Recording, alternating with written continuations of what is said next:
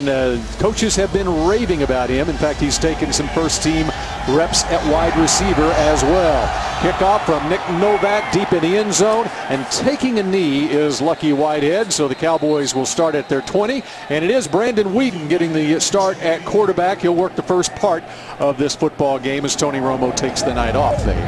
And he'll get to work with the Cowboys' first offensive line. That's always nice, at least in the interior anyway. Both tackles will be, no Tyron Smith over there at left tackle, it appears.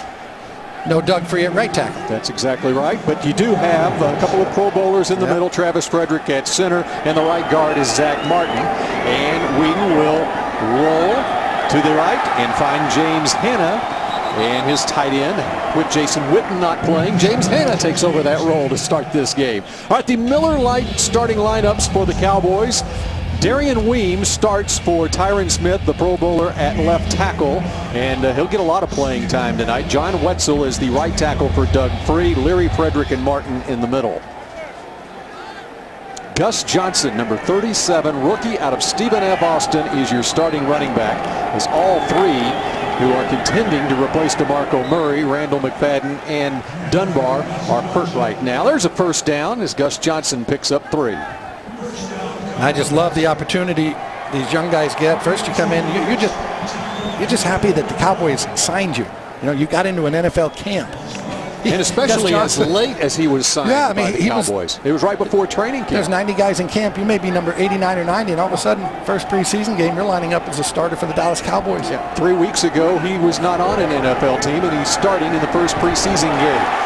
Terrence Williams on the slant from Brandon Whedon, and that's enough for another first down to the 42-yard line. Nice little misdirection going left, coming in. Fine, Terrence Williams does a nice job here, creating some separation. Good throw by Whedon, down and away where Terrence Williams can make the catch and then run with it a little bit. Again, no Des Bryant in this game. So it's Devin Street. It's a guy that kind of interested to see where his progression takes him in his second year. By the way, a couple of DISD X's matched up at the bottom of your screen there. Williams and Steve Williams out of Dallas Skyline. Terrence Williams from W.T. White. And Gus Johnson, not much running room on the right side of the offensive line that time. Bill, I always call this the world's longest job interview. And I was talking to Rob Marinelli here during the week and just getting his thoughts on this first game. And he said basically, hey, these guys are all kind of interviewing. And I said, Coach, I always call it the world's longest job interview. And he just perked up and said, I really like that. And I said, it's going to start using that. It's not novel. It's just these guys got, how many jobs, Bill, do you know of where you say, well, we'll interview for about, 4 months. That's this one. Empty backfield now as Brandon Whedon under pressure. Sends it deep down the right sideline, looking for Terrence Williams in double coverage. Whedon took a shot, and he's helped to his feet. Watch the left guard here, Ron Leary. He just gets shoved back, number 65, right into Whedon's lap, and then the pressure comes from the outside. Ball a little bit underthrown, and understandably so. Terrence Williams has to do a better job also of getting up infield, up the field, and inside. He's running up that sideline. There's nowhere for Whedon to put the ball over his outside shoulder there. Very important for him to leave room for the quarterback to the outside. He didn't do it that time. The pressure applied by Melvin Ingram, a former first-round draft pick, outside linebacker for the Chargers, who do have most of their starters in there on defense. Empty backfield again, third down play under pressure. Whedon finds his man over the middle, and a nice move to the outside by Terrence Williams. Gets the first down inside the Chargers into the field. And credit Tyler Klutz, Bill, with that block downfield that sprung him. Tyler Klutz is usually blocking linebackers and defensive linemen from that fullback spot. But watch at the end of this play here. Tyler Klutz, number 44, is going to come from the right side of your screen. He makes a block, and that springs Terrence Williams for the first down. Boy, Tyler Klutz, sort of a jack of all trades early on in training camp. In fact, he's also played some running back with the youngsters that the Cowboys have. They only have Gus Johnson and Lake Seastrunk, who is a second-year player on their running back depth chart, aside from the 3 that we mentioned that are hurt right now.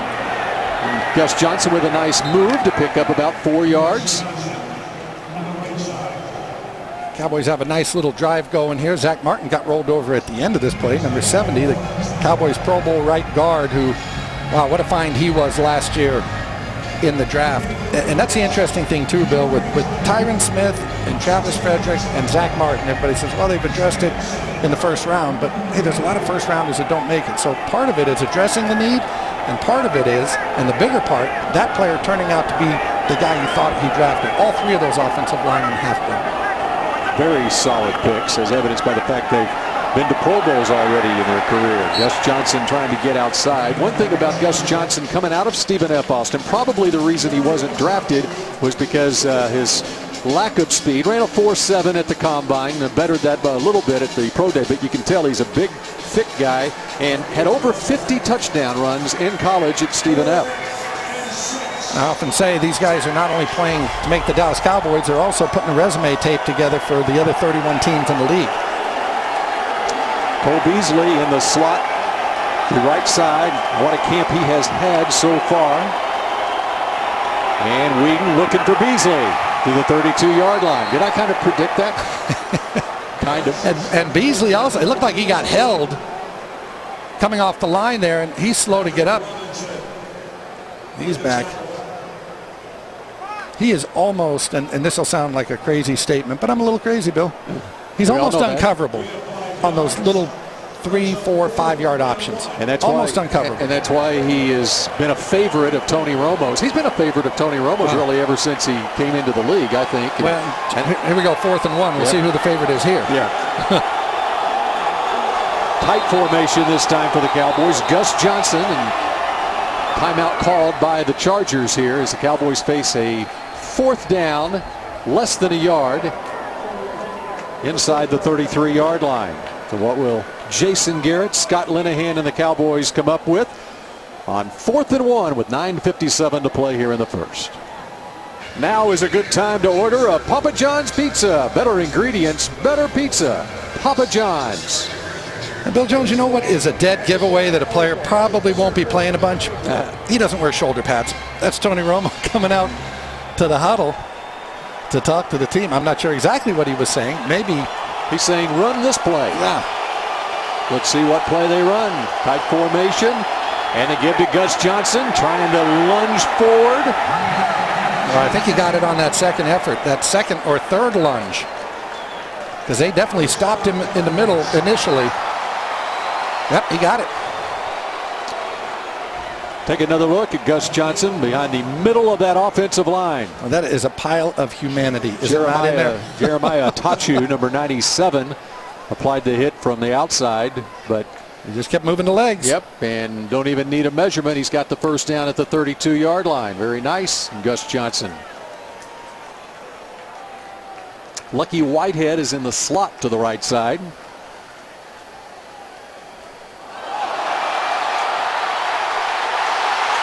Wild scramble.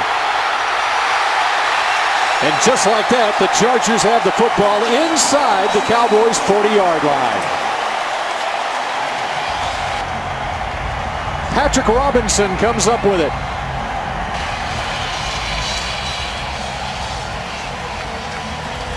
He was trying to scoop it and score.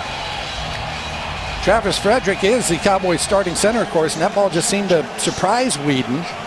And Whedon tries to just bat it at that point to no avail. And the Chargers have the football. Cowboys had a nice drive going, no penalties. We're running it, converted to 4th and 1, but and it goes 35 yards the other way. And at the Dallas 33-yard line, San Diego takes over for the first time, and Phillip Rivers is starting at quarterback for the Chargers.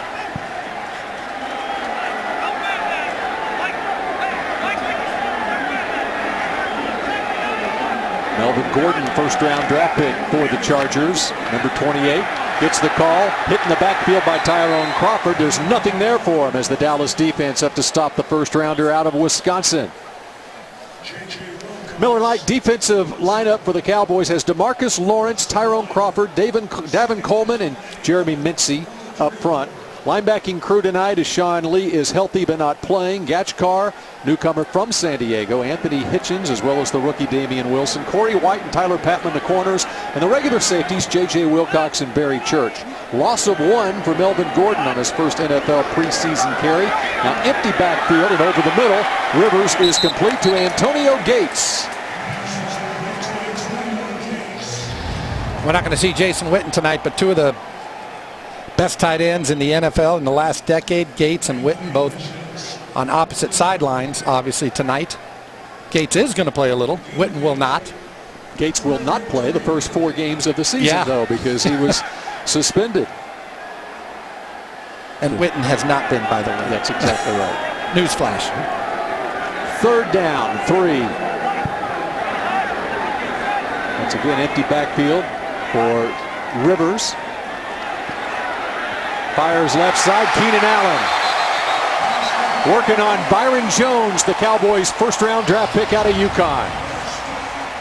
That's a veteran receiver making a play on a rookie cornerback. And Jones got a little lost here. A little back shoulder fade to the left side. Rivers with a perfect ball. Byron Jones is going to see a lot of that, saying, gosh, I thought I had pretty good coverage. And you want to say, well, you did, young man. But these guys can put the ball in about a 6-inch radius. And that's exactly what Rivers did right there. Keenan Allen in his 3rd year. What a rookie season he had 2 years ago. Has a pickup of 12 and a first down, a 3rd down conversion. Now Melvin Gordon gets down to the 10-yard line. Well, the Chargers had 2 pressing needs from last season coming into this year. They couldn't stop the run and they couldn't run the ball. Tried to fulfill one of them with Melvin Gordon here, and the Chargers had the 17th pick in the draft. They traded up with San Francisco just to get to number 15 because the Houston Texans were sitting there at 16, and the Chargers thought was that the Texans were going to take Gordon, so they end up giving up a little bit. They give up a 4th and a 5th round pick to just trade up 2 spots, but they get their man at number 15. That's because Todd Gurley had already gone in the draft, and it was basically a 2 running back draft if you get one in the first round. What a career Gordon had at Wisconsin. Huge numbers. Held the NCAA rushing record for all of one week. And then Samaje Perine came along. Where did he go to school? At Oklahoma. Okay. He's a Texan, of course. Yeah, he ran for 409 yards against Nebraska, did Melvin Gordon. Set a new NCAA record. Had to get done with his game the following week and say, what? It got broken. All right. 3rd down. And they need 4. On the draw play, Danny Woodhead. He's in the end zone. Touchdown Chargers.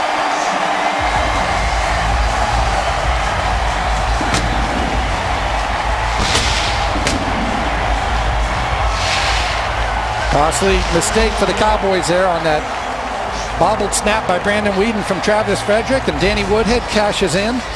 That was a little too easy right there, Bill. Huge hole for Danny Woodhead. And what's going on now? Oh, what? Where are they? Was there a penalty on the play? There was not, and you know. Well, they got the ball at the 15. They got the ball at the 15 because Babe Loffenberg, there is a new rule. It's the point after touchdown for the first time we see it in the preseason in a Cowboys game. Ball is snapped at the 15, 33 yards for the point after by Nick Novak. If you go for 2, you can do it from the 2-yard line. You line up at the 2. We'll explain further the new rule in the NFL this year when we come back as San Diego leads it 7-0. Where do your donations to the Salvation Army go? Wherever hope is the only thing left. Donate today. The Salvation Army doing the most good. Lucky Whitehead is deep as the Cowboys are set to receive the kickoff from the Chargers after San Diego takes a 7-0 lead, taking advantage of the miscue, the bad snap.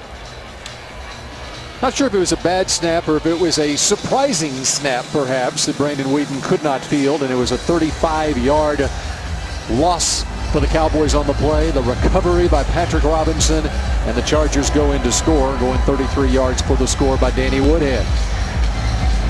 Josh Lambo, the place kicker for San Diego, sends it out of the end zone. Lucky Whitehead fields, and who plays quarterback for the Cowboys when we come back? Find out in a moment.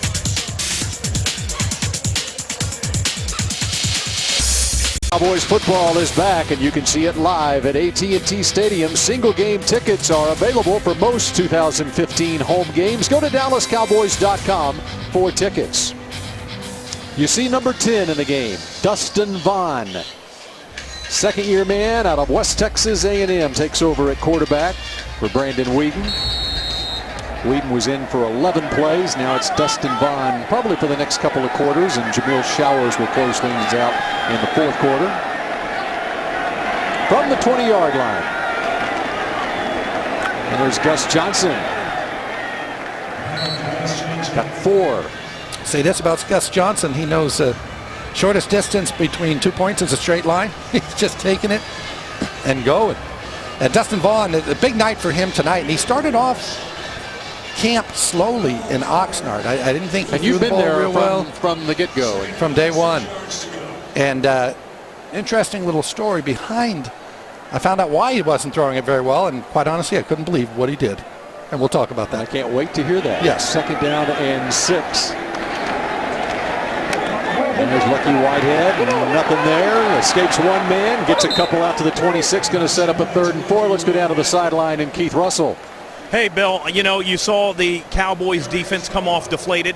Greg Hardy, the first one off the field. DeMarcus Lawrence, he slammed his helmet. All training camp long, they've had 2 words as a mantra: sacks and hustle. They didn't get any sacks. They certainly were hustling, but they were put in a very bad spot with that turnover. They're talking amongst themselves. They look like they're ready to get back on that field for redemption. And we'll see how many get back on that field during the first preseason game. 3rd down and 4 for Dustin Vaughn. Under pressure, flushed out, throws downfield, and has his man, Gavin Escobar, for a 1st down at the 47-yard line. Real nice job by Dustin Vaughn. And again, he's not a 4.5 40 guy, but he does have an ability to move in the pocket. He buys time and does a real nice job here. Just kind of buying time. Look at the eyes, stay down the field, gathers himself, makes an accurate throw downfield, and picks up the 1st down. Escobar just keeps working across the field. Okay, so the Dustin Vaughn story. Yes, I would love to hear it. He takes a month off, does not throw a football before training camp. Is that advisable? No. It's a rookie mistake? Well, even though he's not a rookie? It's a second-year player mistake. There's a reason why he did it, but I didn't like the reason. Oh. Could the reason be revealed? Gus Johnson, tough run, got 4 yards to the 49. It can and will be. So I told him, 3-4 days into it, I walked up to him, I said, Dustin, you don't look like you're throwing the ball the way you were. He actually had a good practice that day. It was about the 4th day in. And he said his arm got so fatigued last year during training camp that he rested it for a month leading into training camp. Well, I don't know who takes a month off before you're about to do something as competitive as an NFL training camp. And balls were kind of going a little bit everywhere. And so I understand taking a day or 2 here or there, but you don't take a month off. He did, and I think he's getting his rhythm back now. Can't connect that time with Devin Street. By the way, at this point, we should point out that Dustin Vaughn is a very smart individual. In fact, he holds biology and pre-med degree from West Texas A&M. You don't? No. I thought we were all biology and pre-med degree owners.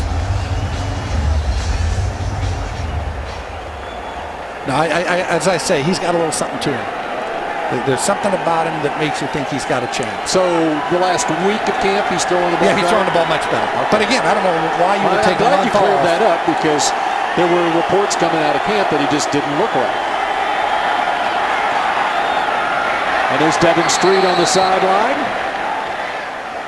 just short of the 1st down marker. Good ball there, and a good job by Devin Street at dragging his feet to keep both feet in. Get the press coverage. Doesn't get a lot of separation there, but ends up with the ball. And a good spot for Dustin Vaughn, away from the defender there. Street with the catch. Here's the problem with Devin Street, too, as we take a look, number 15 there. He's a big guy. He presents a big target to the defender at 6'3". So if you're 6'3", you better have strength about you, and I think that was lacking last year. Little guys like Cole Beasley, they go around people, they go under him. He has to develop his upper body strength because he presents such a big target to the defender. And the defender in that case was Craig Mayer, rookie out of Texas State. Jacoby Jones, veteran return man for San Diego, fields the fair catch at the 10-yard line, and that's where the Chargers will take over on offense. They lead it 7-0. This portion of Dallas Cowboys football brought to you by the Texas Lottery. Thank you for supporting Texas education and veterans. Greg Hardy, number 76, is in this football game at right defensive end for the Cowboys as San Diego takes over at its own 10-yard line with Kellen Clemens at quarterback. Phillip Rivers' night is done after leading San Diego on a 33-yard, 6-play touchdown drive. And not much running room. Fighting to get back to the line of scrimmage was Melvin Gordon. Tyrone Crawford in there on the tackle, and I had said earlier this week, Brad, there's a flashback. That's a great compliment there. Well, for 20 years I've been saying, Brad, no, Bill, I'd be surprised if Tyrone Crawford, or let me say this, I won't be surprised if Tyrone Crawford's in the Pro Bowl at the end of the year. He has really looked good. He's developing at that under tackle position. I think he's gaining confidence. Remember, he lost an entire season to that Achilles injury in training camp. But he's really looked good through camp. And that 3 technique under tackle, if you will, is so important to Rod Marinelli's defense. Couple of yards that time working the right side by Melvin Gordon. DeMarcus Lawrence still in there at left defensive end. And without getting into the technical aspects of that under tackle or 3 technique that people have probably heard about, really that's the position you want to play in this defense. Usually that marquee position is defensive end, right? I get to rest the passer. I get to these guys all. Jack Crawford, who we'll see later, who's at a great camp, number 58. They love getting into that position because that's the guy that gets quarterback. That's the Warren Sapp position. In the old Tampa, too, Marinelli was a defensive coordinator. Monty Kiffin was a defensive coordinator. Marinelli, defensive line coach. Kellen Clemens fires to the right side. With coverage over there is Corey White.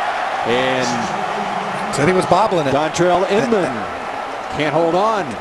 Caught it eventually, but by the time he got his both hands on it in possession, he was out of bounds. But number 23, Corey White, picked up from the New Orleans Saints in the offseason.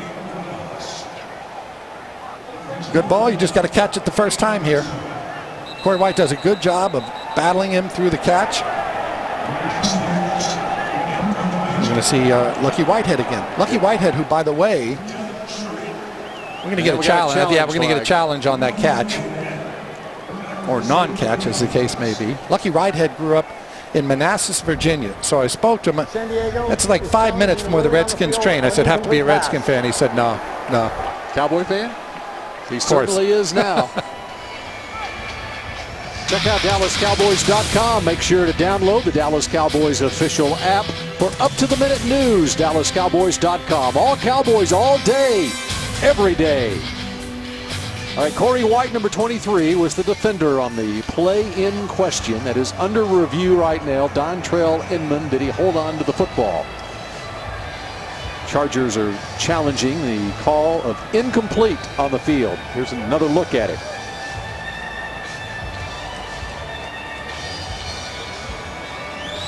I think that got a little bobble at the end. Did the left foot stay in? And just a quick reminder for our fans watching, the officials will be looking at the home broadcast, which means they're not getting this look. They're getting whatever the San Diego Chargers have provided to them, which will not be nearly as good as what our fans get. All right, so if he had the possession, he's still got to get both feet inbounds once it's established that he has possession. Yeah, first he's got to get, and so if indeed it's determined upon further review he didn't have possession until that last bit as he's going out of bounds, the play should stay as the call should stand. The ruling on the field has been reversed. It is a catch. It will be first down and 10, San Diego on the 20-yard line. San Diego will not be charged with a timeout. They are giving him the catch, and Jason Garrett is giving him the business over on the Cowboy sideline. So credit a catch for Dontrell Inman, and it was enough. Yeah, Garrett's saying, hey, for a first down. He's getting the ref, Craig Wolstad. He said, Craig, I need to talk to you for a minute. The referee being the gentleman in the white hat. Well, and what Jason is saying is where was the football? The football was. I wonder. He could be looking at the spot. Did he get the first down? Right, exactly. Because that would be where the ball is. Where's the ball, and was the ball enough to give him a first down? Where the ball is on the field. See, I'm not so sure that left foot, as we look, I'm not so sure the left foot got in with possession. I'm not either, unless they just decided that he didn't bobble it at all. The other aspect of the play, okay, he had the catch, now where are we marking the football? Clearly they did not see it the way Jason Garrett said. There's David Johnson coming up, making the play is Barry Church. So then they may have decided that it was forward progress. So they gave him. Well, but it would be where the football was. Second down and 10. Nice play by Barry Church. That's what I like about preseason games. If this was a regular season game, the whole staff would be over there chewing people out. Players would be down there.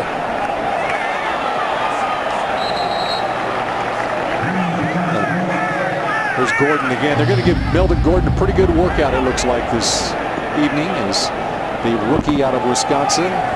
Boy, they really need help at the running back position. They feel like he is the dynamic back that they're looking for as time runs out here in the first quarter. Chargers leading the Cowboys 7-0. They'll face a 3rd and 6 when we pick things up to start the second quarter here at Qualcomm Stadium in San Diego.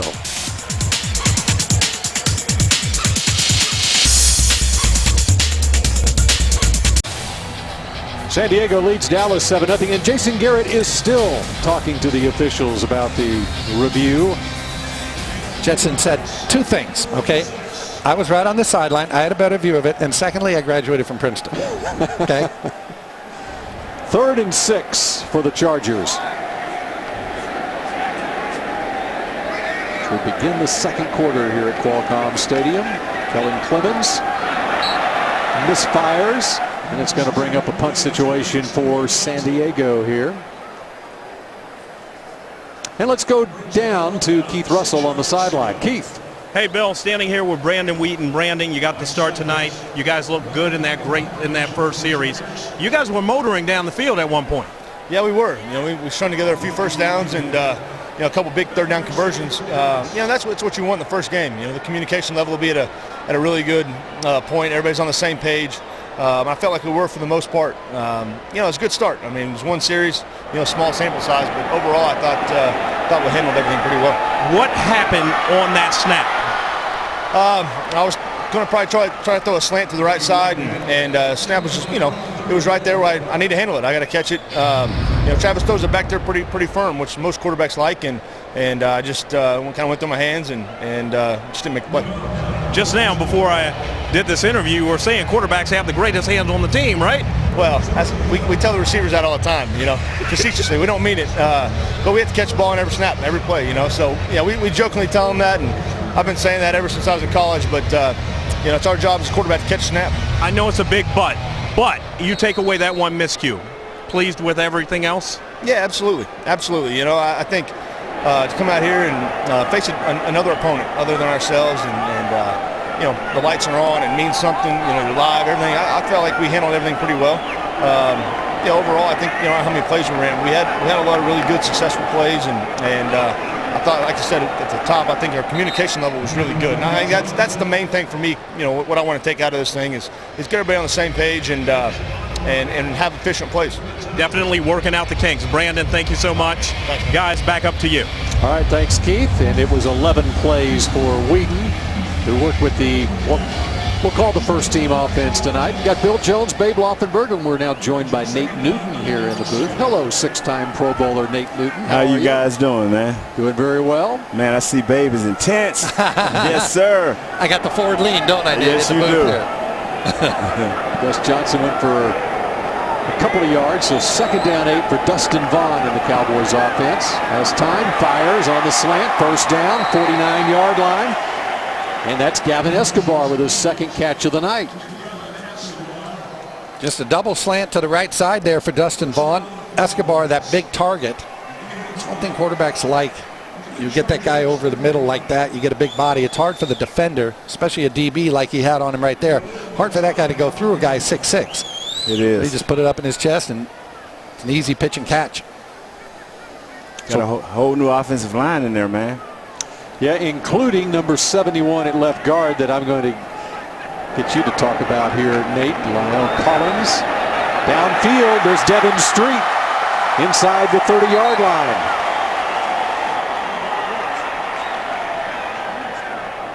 Street, the 2nd-year man out of Pitt. A lot of cushion up there for Devin Street to work this in route here. The only thing I'd like to see at the end of this, so he needs to run parallel to the line. Watch at the end of this here. He falls upfield. As he comes out of the break, he needs to come right down the line. Kind of a cross between a post and an in, and that should be just a straight down the line in route. Once you gain depth down the field, that's where the safeties become involved. Giving him the cushion there was number 23, Steve Williams, the cornerback out of Dallas Skyline. There's running room for Gus Johnson. Bounces outside, cuts upfield, and close to the first down. That was a great pull block by Collins there, number 71. He got out and connected his man and kept his feet going there, babe. Yeah, everybody says Collins would have been a first rounder, and he probably would have been. What do you see when you look at him? We got a replay coming for you. You know, I looked at them first 2 pass plays. He was a little nervous, but sometimes you need to get out there as a lineman and get on some people and make a block. You see, he blocked number 58 there. Gus Johnson bounces outside for a nice run. Pickup of 10 yards for Gus Johnson. And that was Torek Williams, number 58, that was introduced to Lyle Collins. So now inside the 20-yard line. Play clock down to 2. There it is, delay a game. Wow. Dustin Vaughn's got to see that. Delay a game. Part of the maturation process, so of course, for a young quarterback, he's trying to get everybody lined up out there. Yes. And while he's lining people up, the clock is winding Timeout, down. Dallas. Hey, there's Nate Newton on your How y'all television doing? screen Hey, right there. Wow, First charge babe. timeout. Can we lighten that up a little bit? Look how much bigger Nate is than me. Got a timeout on the field. More with Nate and Babe. Jason not happy on the sideline. Lyle Collins from LSU. Read more about tonight's game with a 32-issue digital subscription for only $14.99 to the Star magazine. Cowboys got a timeout called, so no penalty for delay of game. At the 19-yard line, it is first down for Dustin Vaughn. Saved by the sideline. Looking down field, right side, Escobar. Some contact there in the end zone. Can't come up with it.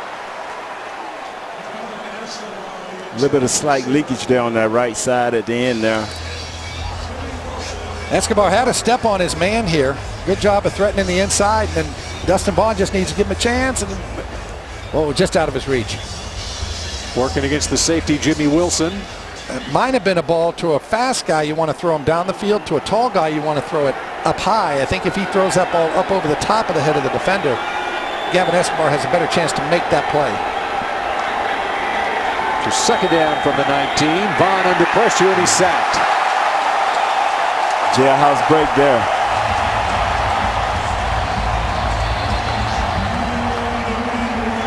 Let's take a look at how it happened.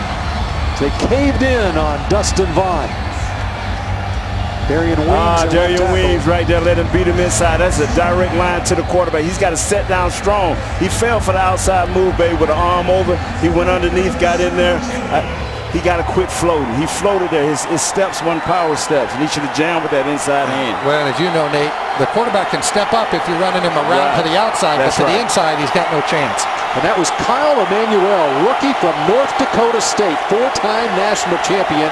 He had a ton of sacks at the Division II level, the FCS level in college. Downfield inside the 10. It's a first down for the Cowboys. So Dustin Vaughn with the answer to Devon Street. Yeah, boy, real nice throw there by Vaughn, standing tall in the pocket and just ropes this one in there.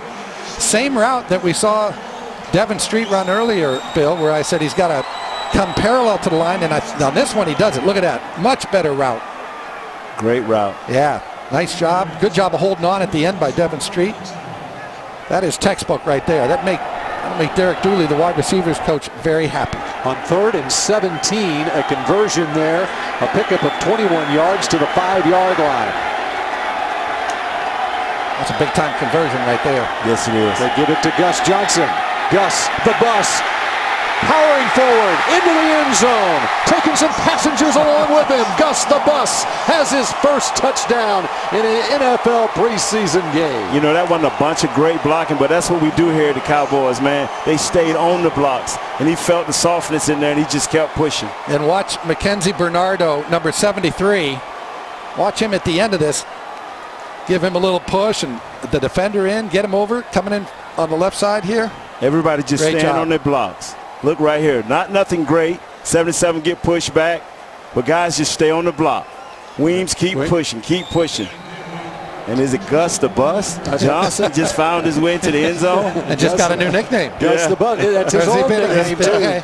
So is y'all looking to do something new here? Folks down in Nacogdoches know that is Gus the Bus. He had over 50 touchdowns in his collegiate career. All-time leading rusher for the Lumberjacks. 3 weeks ago, he wasn't on an NFL team. Well, he keeps running like that. He won't need to worry about a bus. Cowboys are on the board for the first time this preseason. Gus Johnson, a rookie out of Stephen F. Austin, doing the honors with some help from that offensive line up front. One thing I liked here, Nate, as he slides up the field, the shoulders stayed up the field. The shoulders stayed parallel. Yeah. And he stayed low and he kept his legs driving. That's the key. And he wrapped that ball up, man. And that's what we got to have this year. Ball security. 62 yards, 8 plays, capped by the Gus Johnson 5-yard run. And Dustin Vaughn had a nice drive there, too. Nice Ford scoring drive for the Cowboys. Kickoff is fielded by Chris Davis, the second-year man out of Auburn. And he's past the 40, muscling out to the 43-yard line. There is an infraction of rules on the play. A flag down back at the 18-yard line. If you recognize the name Chris Davis, well, if you're an Alabama Crimson Tide fan, you hate that name. He had the kick return on the missed field goal in what turned out to be the return of the century a couple of years ago. And I don't want to say I called that before they kicked it, but I said I would not kick this field goal. I did. A lot of guys bunched up there, babe, not in their lanes. You got to stay in your lanes. I understand that it's early in the season, but you know, when you're trying to make this team, you got to stay in your lane. Well, the big thing, I always say, the special teams coach, no matter where they are, in all 32 teams, they have the toughest job of anybody. That's Rich Bisaccia here.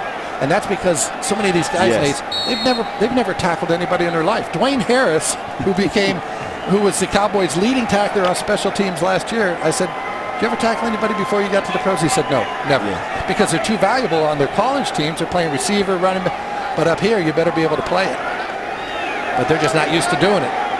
San Diego takes over after the penalty back inside their own 10-yard line at the 9. And the pass is complete to the near sideline. It'll set up a second down and 1. And of course the Cowboys with their first point after of this preseason with the new rules where the point after came at the 15-yard line. Ball was set down at the 23 for a 33-yard field goal. You like that rule? I'm not so sure I do, because I don't know how much it changes. Let me just say this. Last year, from 33 yards, the kickers, the NFL kickers, 39 of 41. So they converted at a rate of 97% anyway. So the idea was we'll try to make the play more exciting. We'll push them back. They hit 97%. Extra points, they were a little above 99. There's Brandon Oliver. It's not Darren Sproles. It is his number, but it looks a lot like him. Brandon Oliver had a very nice rookie year last year. As you look at Dan Bailey, you got some numbers. There's some numbers on your screen there. The new kicking rules from the 15. Two-point conversion remains at the 2-yard line. I think, unless you're Chip Kelly, you're probably kicking the extra point. Oh, yeah, it's going to change nothing. Not a thing. Not a thing. Not a thing. The only thing if you go up, Cowboys play at Buffalo December 27th this year. 40-mile-an-hour winds, Bill, snowstorm. Maybe you think twice, because the defense has the ability to score. Oh, way to come up under there. He ran that for him, babe. He sure did. But he wanted the football. That's Corey White. That's one of the things the Cowboys did better than any team outside of the Houston Texans last year. Take the football away. Corey White just steps underneath the throw here. Oh, the receiver does a very nice job of coming back and breaking it up. Brian Parker. Parker got his hand in. I didn't see that the first time around, so my apologies to Corey White. But again, the Cowboys second in the NFL in takeaways last year, second only to Houston. And that is a staple of a Rod Marinelli defense. Well, there he goes again, Brandon Oliver. He, in the first preseason game last year, ran for 65 yards against the Cowboys. And you could tell he was something special out of Buffalo. Now, the one thing this defense did, they did two things well last year. They were not a good defensive football team. They really weren't. They took the ball away, though, and they kept the big plays away. To a minimum. Let's get into more of that and what improvements you might see in the defense this year when we come back to San Diego. Chargers face a 3rd and 1, all tied up at 7. Get a behind-the-scenes look at AT&T Stadium with a VIP, self-guided, or art tour. Stadium tours are available daily. For more info and to purchase tours, visit DallasCowboys.com/tours. Cowboys and Chargers are tied up at 7. A meeting of the minds on the Cowboys sideline. Brandon Whedon worked the first series. Dustin Vaughn looked good on that last series. Now San Diego runs. Breaking through is the rookie out of Minnesota, Damian Wilson. Big play. Huge play by Damian Wilson. On a 3rd and 1, Damian Wilson comes up with the tackle for Right here, he loss. came up on a strong A-gap, punched it through. Good job by you. One technique of making sure he occupied that center there, and he slipped right between the center guard for a big play. That's what you call sacrificing for your team right there. Eating up blocks where your linebackers can make plays. Wow. I'll tell you who sacrificed for his team right there. Look at Matt Eberflus. Brandon Oliver, the running back for San Diego, who said, is somebody going to block him? That's sacrificing for the team. Yeah, Matt. A huge smile from Damian Wilson and Matt Eberflus, the linebackers coach on the sideline. Backed up to the 13-yard line. Here goes Lucky. There goes the football. Chargers say they have it. Official says Chargers have it. Well, Lucky Whitehead just learned a very valuable lesson. He's going to take a slow walk over to the sideline because he knows what's going to be there to greet him. That's going to be Rich Bisaccia, the special teams coach. And he will not be a happy camper, nor should he be. 20-yard return, but there goes the football flying another 10 yards downfield, and the Chargers come up with it. And he's had a great camp so far, but it counts in the games the most. Yep, looked like Torek Williams came up with the loose football. It's a fumble recovered by San Diego, 1st and 10. San Diego. And there's no doubt about that one. That doesn't need to be reviewed. By the way, it was that rookie Kyle Emanuel who was in there forcing the fumble, number 51, one of those in there. But it was just careless with the ball. Sometimes it's, I don't want to say unavoidable, but you get a helmet, Nate, as you know, right on that ball, and there's almost, you say, how could you ever held on to that? But that was just careless with football. Yes, it was. Gotta love the football, Bill Jones. Gotta love that football. The ball. And that's why they're preaching over there to Lucky Whitehead on the sideline right now. Rookie out of Florida Atlantic. They getting on him, babe, but they also cheering him on because I think he has a great chance to make this team if he can keep doing good things and not put the ball on the The ground. previous play is under review. Oh, boy. All right. I'll look at it again here. I didn't see any part of it that was in question, but change of possession, they review them. Unless they didn't have full possession of it or going out of bounds on the sideline, perhaps. We'll review back in a moment. 7-7, Cowboys and Chargers, just under 7 minutes to go here in the first half. Lucky Whitehead loses the football on the punt return. It's under review right now because it was a turnover. And perhaps they're checking to see if Lucky might have been down before the ball came out. Clearly, The ruling on the field is confirmed. The ball was fumbled and recovered by San Diego. It'll be 1st and 10, San Diego. That was kind of an easy one. Again, that's not a coach's challenge. It's automatic on the change of possession that it would go to the officials. Clearly, as he said, the ruling is confirmed, meaning we called it just the way it happened. And it was Torek Williams coming across, number 54 there, or 58, and got the recovery as well. So San Diego takes over after another costly Cowboys turnover. Blitz is on, and the pass goes incomplete, looking for Oliver.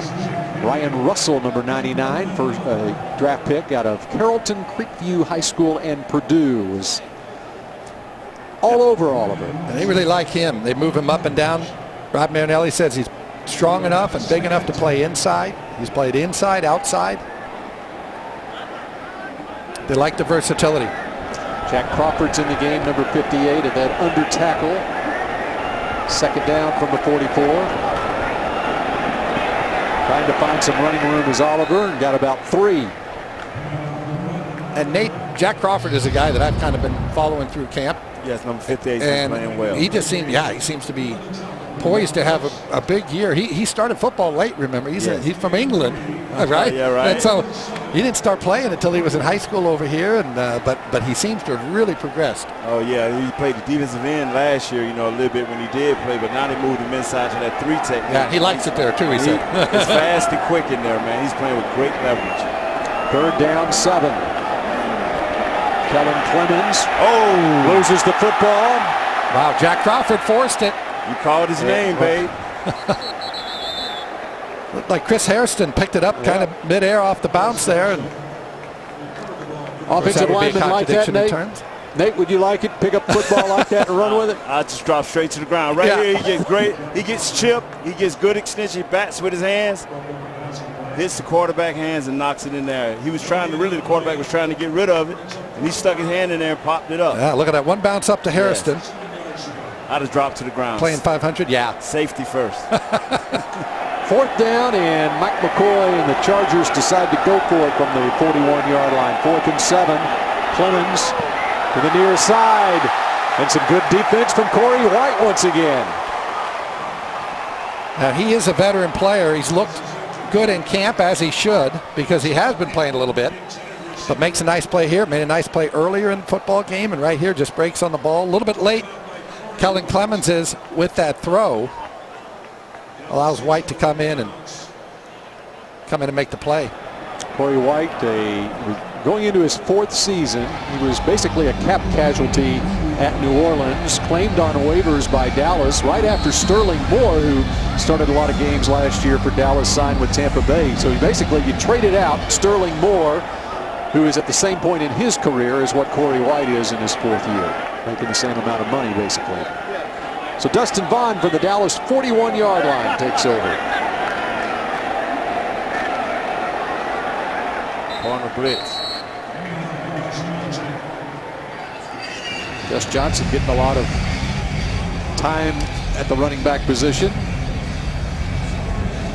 Lake Seastrunk should see him in the 2nd half. 2nd-year man out of Baylor. 2nd and 8.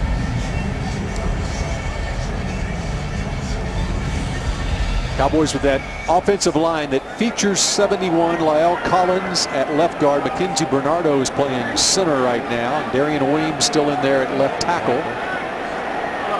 And the Cowboys want to really see about Weems, 75, if he could be that swing tackle this season. He needs to slow his feet down on the pass. Slow his feet down. Hanna hit immediately as he's brought down at the 45-yard line, and 3rd and long coming up for Dallas. Yeah, Vaughn got that ball just a little bit behind Hanna. Hanna does a nice job of adjusting, turning around to get it, but it cost him a few yards because he couldn't just catch it, get his left shoulder down and turn upfield. Got a little pressure there. Quarterback couldn't really follow through and step up into it.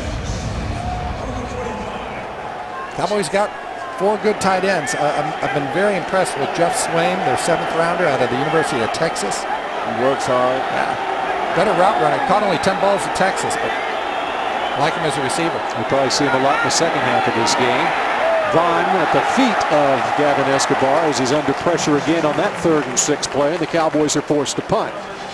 Babe, I've been noticing in this game, all through the game, the Chargers are not shy about blitzing and bringing that extra man. They did. The very first 3rd down of this football game, they come with a 6-man blitz. Yeah. And I was like, okay, it's a little early for that, isn't it?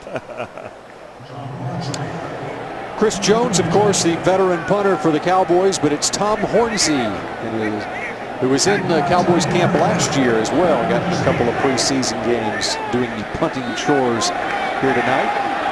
Javante Herndon on the run. Now has some running room upfield.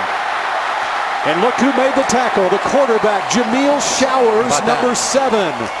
On the punt coverage team. Showers makes the play. Says he hasn't played special teams since junior high school, since the 7th grade. You know, Why would he? He was a quarterback. That's right. But he's hungry to make the Dallas Cowboy team, and he's doing whatever he can to get on that field and to be a part of this program. Really nice young man. Started out, of course, at Texas A&M. Got behind Ryan Tannehill there, then got behind Johnny Football, and UTEP started looking pretty good to him. And he started a couple of years at UTEP, now trying to make this team any way he can. He'll probably play quarterback in the fourth quarter. And Cowboys only had 10 men on the field there. Byron, Timeout, Dallas. Byron Jones This is second. jumping up and down over there saying, hey, we only got 10. We only got 10. And let's go down to the sideline and Keith Russell. Keith? Jeremy Mincy, what do you think about the defense's performance so far? We've been really solid getting in the gaps, and we just got to do a better job of tackling, which that comes with work throughout camp, but so far so good, pretty solid. What do you think about the young guys? Guys that have stood out for me and the guys in booth so far, White and Wilson. Doing a tremendous job. Wilson especially, he did a good job of reading the screen, getting off blocks, and attacking his offender. He's doing a good job. What do you tell these young guys? You don't have to worry about a spot on this team. A lot of these guys know they're playing for an NFL future. Just keep your head up. You know, you out here, you gotta leave your resume for the league. Everybody's paying attention. Nothing's going unseen. Just go out there and give it your all. Have fun. You know, let the pressure go. You know, we all got each other back. We're going through the same grind together. And just keep your head, keep your head right, and you can make another ball club if it's not meant to be here. Especially after a mistake. What's the immediate advice you give people after that mistake? You have to shake it off. You just got to shake it off and play the next play. That's what this game is about, just playing the next play. Jeremy Mincy, we hope he's playing a lot of plays. We hope he's on the field the next play and the next play and the next play. Not tonight. We got to save him for when it counts. Guys, back up to you. All right, thanks, Keith. 2nd and 8, incomplete. Corey Parker. Or Austin Pettis, the intended receiver for the Chargers there. Bring up a 3rd down and 8. You would think the Pettis and Kellen Clemens, both being veteran players, would have worked together a little bit, but they sure seemed on a different page there. Yeah. And at St. Louis, in fact. Yeah. They were both at St. Louis together. Clemens had an opportunity a couple of years ago with the Rams when Bradford got hurt. Clemens coming into his 10th year in the NFL. He was a 2nd-round draft pick for the Jets. Goes downfield. Has his target right at the first down stakes. Byron Jones on the tackle as of Dontrell Inman at the 40-yard line. Nice job of Clemens. He doesn't get what he wants initially and works all the way back to the right side here on the comeback. Little hook comeback there. He's trying to get the football down the field, comes out, reads his progression.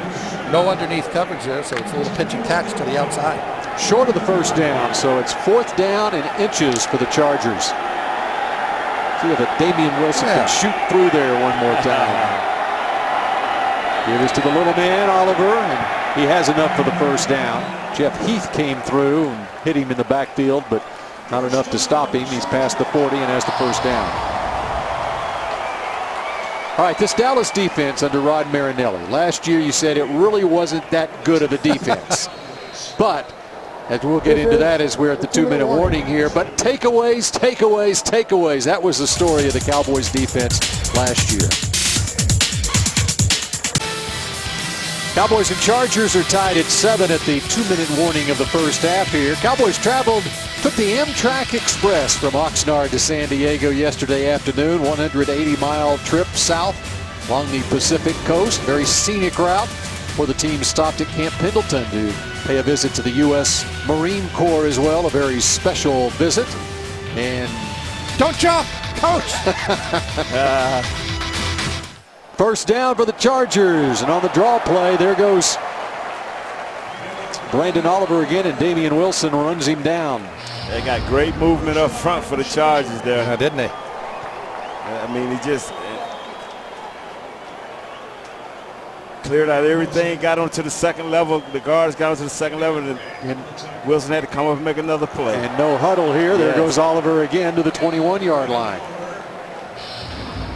Hurrying things up here in the 2-minute offense for San Diego. Right now, you just have to go with your base defense. You got a lot of young guys in there. You can't get exotic. Just pay your responsibilities here. 2nd and 5. Once again, it's Oliver. Eludes one man and gets down to the 17. You see number 94, Randy Gregory, is in the game for the Cowboys. Has been for a while now, getting his first taste of an NFL preseason game. A little surprised San Diego's speeding it up like this. They've got a minute left. They've got 2 timeouts remaining. Plenty of time. There's a little change of pace. Guys got to stay in their gaps right here. Let the linebackers come downhill. Throw a pass right here, though. 3rd and 1. That's former Cowboy John Phillips with Jasper Brinkley making the tackle. Timeout, San Diego. This is a 30-second timeout. The second charge timeout. 49 seconds left here in the half. So it was effective for San Diego. Cowboys and Chargers both with 1 timeout left. Want to see if Jason Garrett doesn't use one Bill down the stretch here if it becomes the 3rd down situation.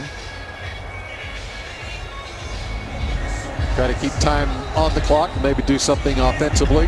There you see Rod Marinelli, Cowboys defensive coordinator in the blue hat. Matt Eberflus to his right, screen left, Cowboys linebacker coach. And getting back to that defense, Bill. Okay, 28th in sacks. We know they couldn't rush the quarterback. Jeremy Mincy led them with 6. 27th on 3rd downs. That's not a good stat. That's an important stat. And they're at the bottom of the barrel. 27th in red zone defense. So they allowed teams to score once they got down there. Again, the 2 things they did well last year. They took the ball away and they didn't give up the big play that haunted them the previous year. And it resulted in a 12-4 season somehow. Oliver makes a move, makes a man miss, and finds the end zone. The shifty back out of University of Buffalo. 2 Cowboys had shots at making tackles there. They had to break down and get their feet up under him, but they didn't, and he got into the end zone.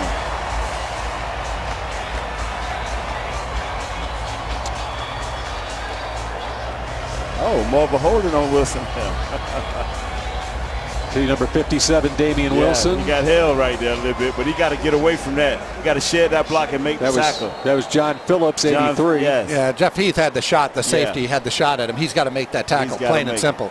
He's the man in the hole, and he missed. And it's a touchdown for the Chargers, and the 33-yard point after is good. And it's a 14-7 lead, San Diego. Brandon Oliver, number 43, scores the touchdown with 43 seconds left in the half. All right, right here, Jeff Heath. There you see. He's still in the hole. Break down, feet up under you. Oh! Yeah. He needed to attack. He needed to close the cushion, so that he didn't give the running back a 2-way break there. If he comes up in there, he's got help to either side. But he sits back on his heels. Now that back can go either way, and Heath whiffed. And again, everything was fine. That's the play. The safety comes up, and that's one thing about Barry Church, Nate, that I've always been impressed with. The job of the safety, you're the last line of defense, as you know. You got to figure out a way to get the guy to the ground. Doesn't have to be a kill shot, but Barry Church rarely misses that open field tackle. And I agree with you there. And like I said, he had to close down. Everybody did their job, fill their gap, and all he had to do was just keep his head up and run through the middle. Again, I don't know why Jeff Heath broke down that far away from the running back, but he did, and it ended up costing him. Hey, but it's something you like to see for your quarterback, of course, and the offensive coaches. You've been doing this all through camp, working the 2-minute drill, painting different scenarios. So here it comes, 43 seconds, 1 timeout, and we got to go down, at least try to get a field goal out of the deal. And we'll see if Nick Novak booms it out of the end zone. Perhaps an opportunity for Lucky Whitehead, who is the deep man. How tightly do you think he'll be squeezing this football?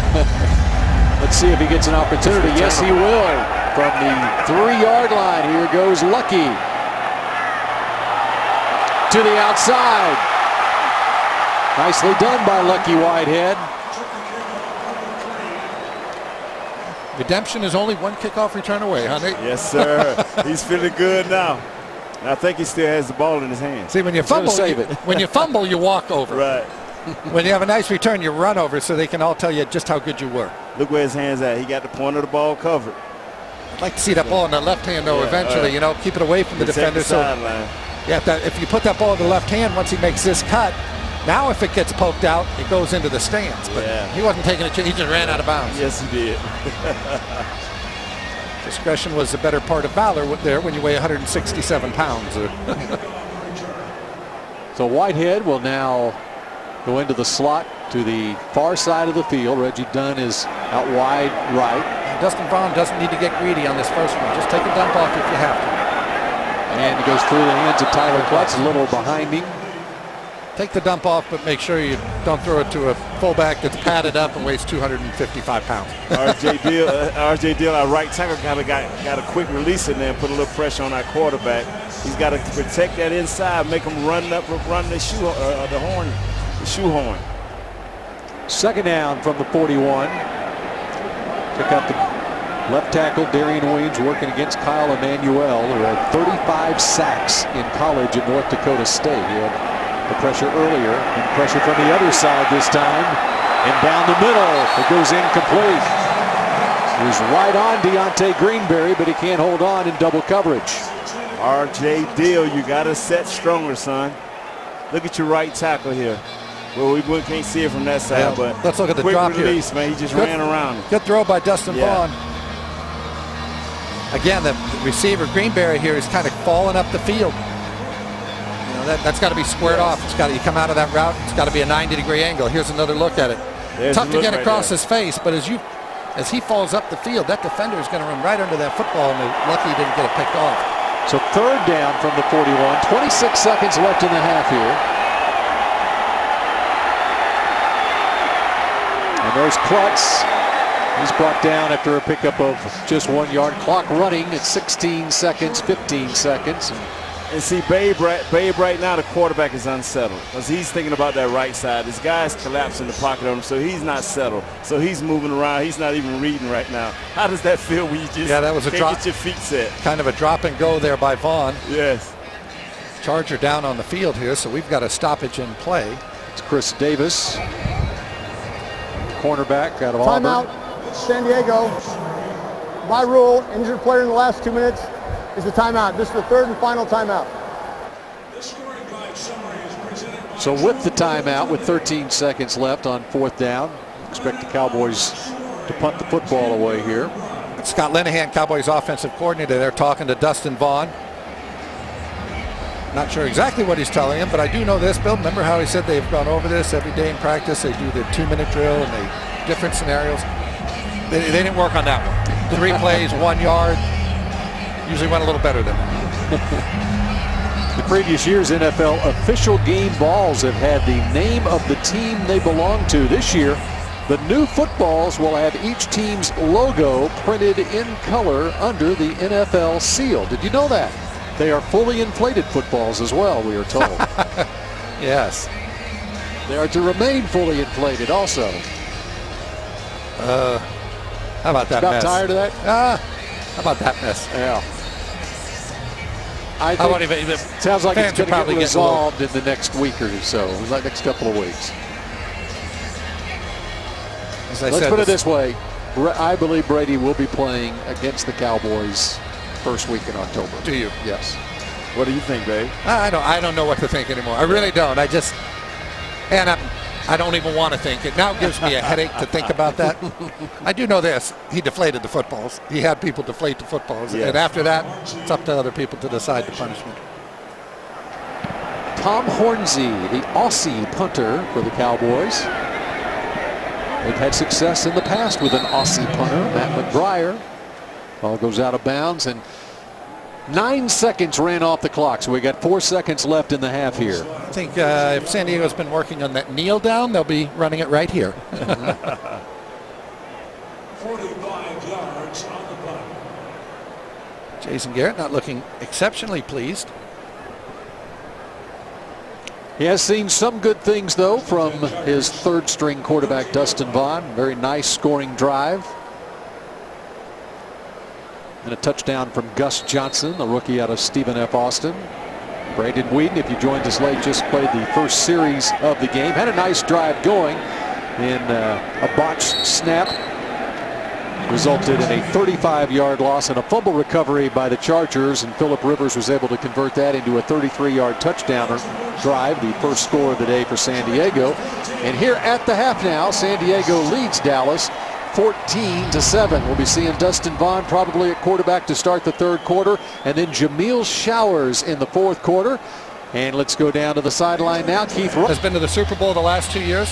Each of those years, they've been the most penalized team. Last year, New England was the 6th most penalized team. They're in the Super Bowl. The year before that, Denver, the 4th most. They went to the Super Bowl. So, Javante Herndon on the return. Nick Harwell with the tackle on special teams. So it's Clearly, if you want to get to the Super Bowl, you'd be a heavily penalized team. There you go. Right? All right. So The Cowboys right now are a long way away from the Super Bowl. There's no way they're going to make it. not with no penalties. No, but Seattle, each of the last 2 years, has led the NFL in penalties. And obviously they have two great straight talent. Super Bowls. They have great talent to make up. And they even changed the rules going into last year as far as the defensive backs go. Yes. Brad Sorensen in at tackle, or at quarterback. From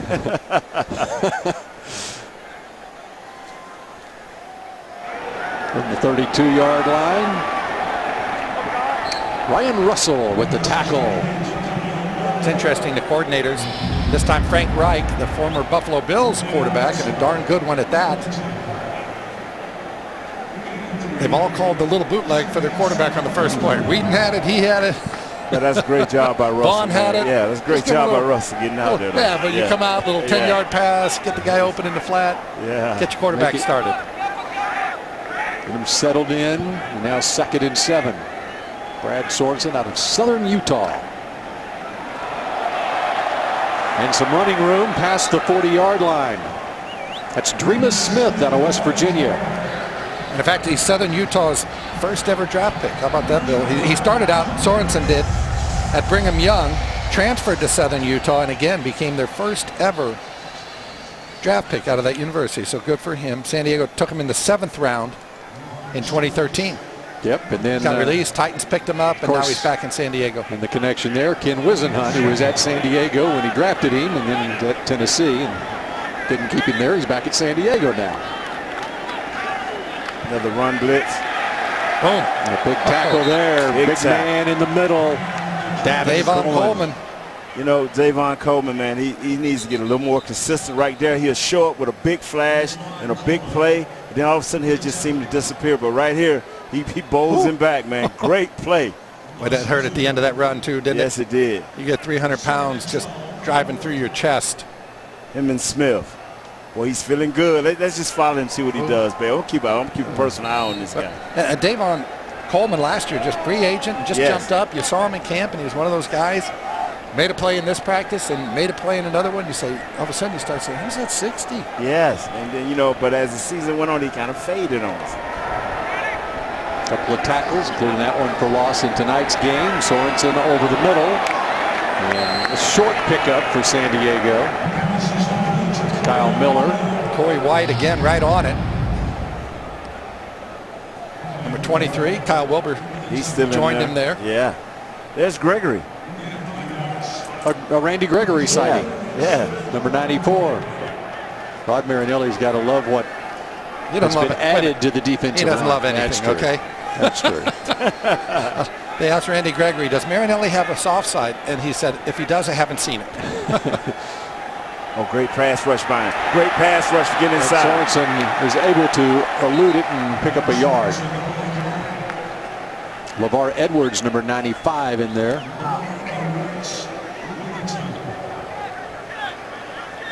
Right here, you see him get off the ball real well. Gets inside, pressures, moves his hands. Got a little pressure there. Oh, yeah. That's what you want to see. It ain't always result in a sack, but if you can move the quarterback off the spot, you got a chance to disrupt something. And at the end, you see number 95, LeVar Edwards, trying to strip that ball from Sorensen's hand.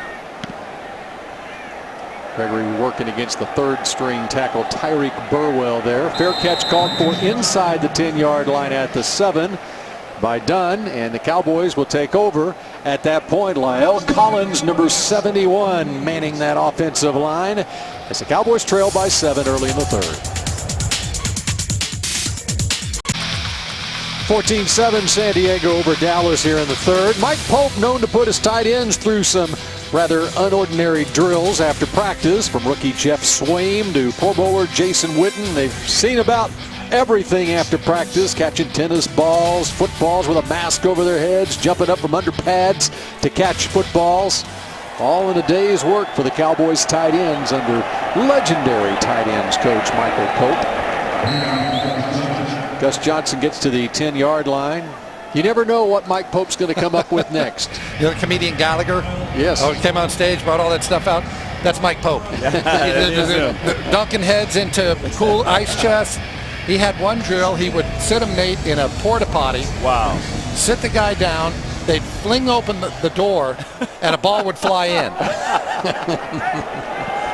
You ever tried the sledgehammer yet, right, Ezra? No, I haven't seen. Don't throw a sledgehammer. But that was a nice run by Gus Johnson. I thought we would see somebody else in the second half.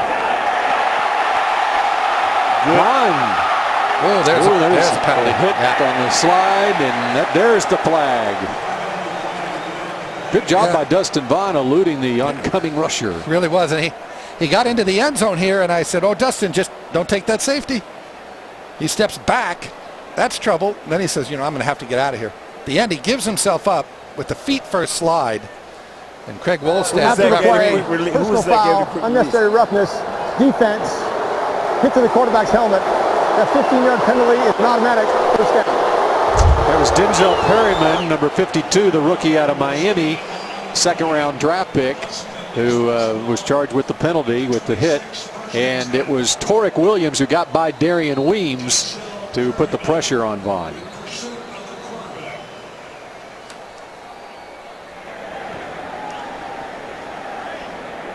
And it looks like a Charger down. So the training staff is on the field for San Diego here. If you look at number 31, Adrian Phillips of the University of Texas and Garland High School. And we're back to San Diego in just a moment.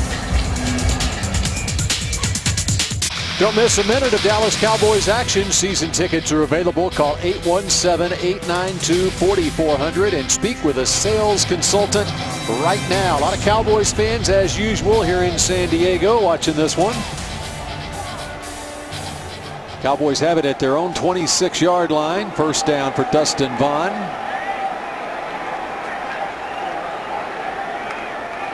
And Gus Johnson, not much there, pickup of a yard. Let's go down to the sideline, and Keith Russell as a special guest. I'm here with one of the leaders of this defense, Barry Church.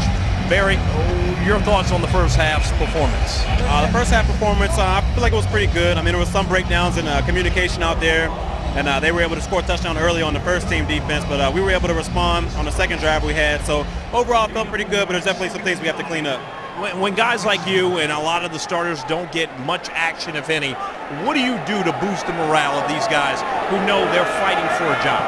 Well, we make sure we stay into the game. Any tips that we can give them going back into the game, we let them know that, and we know that we have their back no matter what, because like you said, they're fighting for their lives out there. I mean, we might already have our spot on the team, but there's guys out there that are fighting for their lives. So we just make sure we pay attention to the game and make sure it's all about them. Jeremy Mincy joined me in the first half, and after our interview, he said this defense is going to be legit. What gives him that confidence, and do you have that same confidence? Oh, definitely have that same confidence. I mean, the level of competition we have at each position is outstanding, and that just breeds for better play from everybody. And the way out there, we seen out there how we were flying around, and we were only doing basic vanilla calls, and we were still flying around hitting people. I feel like this defense, sky's the limits for this defense, but we got to take it one game at a time and see what can happen. Barry Church, you heard it. We're going to watch it. We're going to wait for it. We're going to look for it. This man, he said it. Guys, back up to you. And a 3rd and 3 pass intended for Deontay Greenberry, and he can't come down with it. Nah, it's on his back shoulder, but it's a catch he has to make. Dustin Vaughn would have liked to put it out in front of him a little bit, but really that's an easy catch to make for an NFL receiver. So we'll find out if he is indeed an NFL receiver. Had another drop earlier on a tough catch, but hasn't been a great night for Deontay Greenberry. Bill, you think Dustin Vaughn has been in a little too long? You want to see a little bit of showers? What you think, babe? I think the fourth quarter will be showers tonight. San Diego will take over, and its own end of the field at the 35-yard line as they lead at 14-7 with 9:05 to play. 14-7, San Diego leads Dallas still early in the third quarter. Time to recognize tonight's Bank of America Defensive Featured Player of the game. And it's second-round draft pick Randy Gregory out of Nebraska. Football fans, bank with Bank of America, official bank of the Dallas Cowboys. Gregory on the sideline right now in this first down play. Wouldn't be surprised if he comes in there. They go to the nickel here on this series as he's been in there starting in the second quarter and here in the third as well. Brad Sorensen fires too high for his intended receiver. Threw that one on a rope. All he had to do, just loft that ball out to the sideline, let the guy just go make a play on it. But you have no margin for error when you throw that line drive right there, and he was wide by about 3 feet. There it is right here. Just loft it out there. You got all the room in the world. Throw it on a line like that, it's got to be a perfect pass, and clearly it was not. So 2nd and 10. Running play this time, and met in the backfield and dropped for a loss. Ben Gardner and LeVar Edwards coming in from both end positions. Meeting in the backfield. Ben Gardner, who was injured in training camp last year, missed the entire season. See him at the bottom of your screen, number 93. He just slipped underneath. He read the play, slipped underneath. Tackle overstep. He took advantage of it. Interestingly enough, Nate, everybody thinks you got to get bigger when you get to pro ball. He went from 280 at Stanford. He said he's dropped weight in this defense. He's down to about 270 because the whole thing is getting up the field. Getting up the field, being able to run and attack. That was a 4-yard loss. 3rd and 14. Sorensen, short pass. Won't be near enough for a first down. Pickup of 7 yards to the 37. And a nice job by the Dallas defense.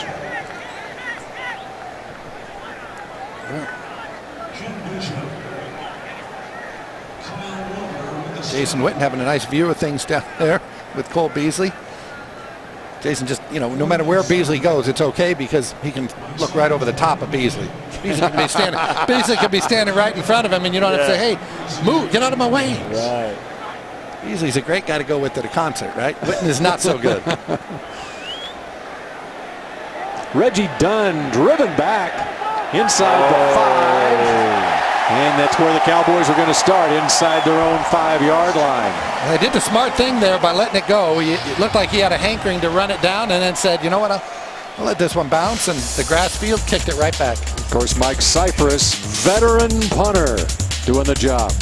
Cowboys trail the Chargers 14-7 midway of the 3rd quarter. The 10-time Pro Bowler Jason Witten, starting his 13th year in the league, but he knows it's all about racking up W's right now. Not about catches. Sure, you want to play at a high level. You want to be productive. You want to have a reason why you win.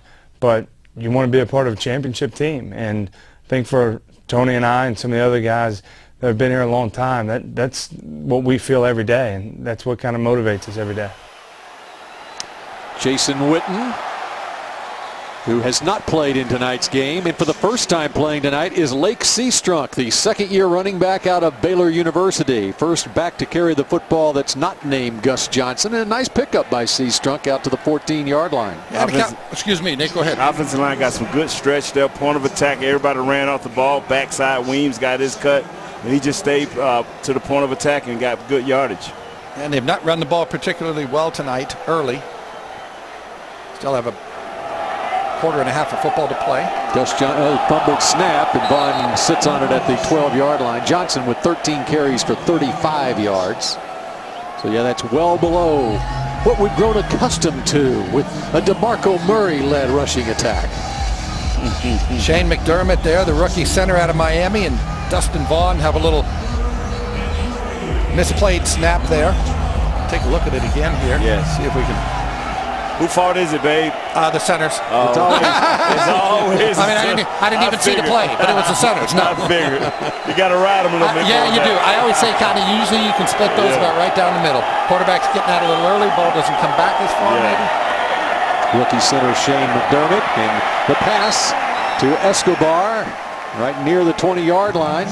See, and Dustin Vaughn has this thing figured out, Nate. He's kind of spread the ball around. He hasn't had great success with some of the other guys. Had a couple drops. He said, every time I throw the ball to Escobar, he catches it. So I think I'll get it to him. Good protection there. They had a pocket for him. And, of course, Escobar played his college football in this stadium. Sure it is. San Diego State. 9 catches in each of his first 2 years in the NFL. 2nd-round draft pick. Seastrunk, he's going to take it outside. Now he's going to go back inside. He's going to get 4 yards. You talk about Escobar with the limited offensive production, but when you got a guy like Jason Witten who's playing every down and as productive as he is, it's tough for a second tight end to get a lot of receptions. It is. But Jason got to let him get on there and get some experience. Because well, the other thing is James Hanna's done a really good job blocking as well. Well, Escobar, he is a big red zone target. Yes. Well, you got a lot of room to throw the ball. You do. It's like a pitcher getting a guy 6'6" up there. You got a big strike zone. He's got a big strike zone for the quarterback. Well, that is something that in his limited opportunities, he has been effective down in the red zone with some touchdown grabs in the first 2 years in the league. Vaughn out to Tyler Klutz, and Klutz with some running room has a first down. Tyler Klutz is becoming the focal point of this offense, Nate. Yes, he is. And that was some good protection. Our tackles are finally realizing that let the guys run around the horn. Right here, the quarterback drops back. Boom. Guys go around the horn. You can see Tyler Klutz wide open, running for daylight, I think. Well, that drop down too, Nate, is so big. You know, you get in there, especially the young quarterback, and you want to pump the ball down the field, show the coaches your arm strength, and all you have to do is dump it to that little guy. Dump it to him. That's right. Off he goes for 8-10 yards. You see Strunk? He's finding something on the back door. That's the second time he's went to the back door there. Put flags down. And it looked like a unanimous decision on this call, Bill. Ray Three Vinipol. flags go right into the... Yeah. It's a rookie safety, Holding. Ray Vinipol. Offense, number 89. 10-yard penalty, replay, first down. See, That would happen to be the guy we just talked about. Right after we sang his praises, Nate. Yes. Had to be a hold because three guys saw it the same way. He's at the bottom of your screen here, Escobar. Let him go right there. Let him go. Let him go. Nah. You have to let him go. Tell you what got him too, Nate, was the cutback. Yes. As soon as that runner cuts back, 1 minute he's on him, the Right. next the defender's trying to get the other way for the cutback. Offensive linemen don't like that, do they? That big cutback like that, no, because we already rolling and grab every bit of cloth we can get. All right, let's see if we can pick up 1st and 20 here, Bill Jones.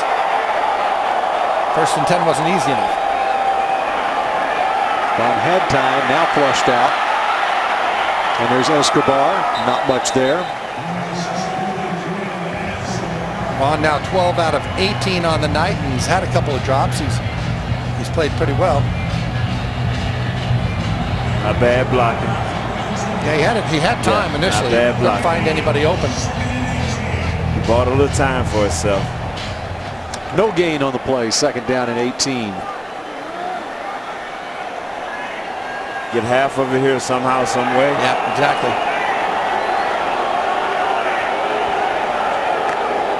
We're going to run it with Seastrunk. I was afraid of that. I hate that. Running the ball there. Yeah, I hate that obvious. It feel like I'm giving up. You know what I'm saying? Drop back and throw that ball. You have to sometime. And this offensive line talking. How about when the play comes in? Yeah. I mean, honestly, when you were sitting there at 2nd and 18, did you ever, Nate, break the huddle and say, wow, why are we running this? A lot of times I say, wow, but it was Troy, so you did it. Well, you know the difference, too? Yeah. Troy was handing it to 22. Right. So you're right. There's never a bad call when you're handing it to 22, right? That's right. Deuce. 3rd and 15. Quick escape. Under pressure and dropped. R.J. Dill beaten that time. Once again, should I say it again? Quick move to the inside. Cordero Law gets to Dustin Vaughn. Got past Dill. Right here. Tight end pushes him in. Dill wasn't ready for the hard shove. All Dill had to do was kind of set to the inside because he had help from the outside. Wasn't ready for it. You're exactly right. Escobar shoved him down inside. Shoved him down. There's no reason when he's got help to fan outside there by Dill. From the 35. Javante Herndon with some running room. And good field position for the Chargers as they start on this possession. 1:41 to play in the 3rd. Chargers lead the Cowboys 14-7.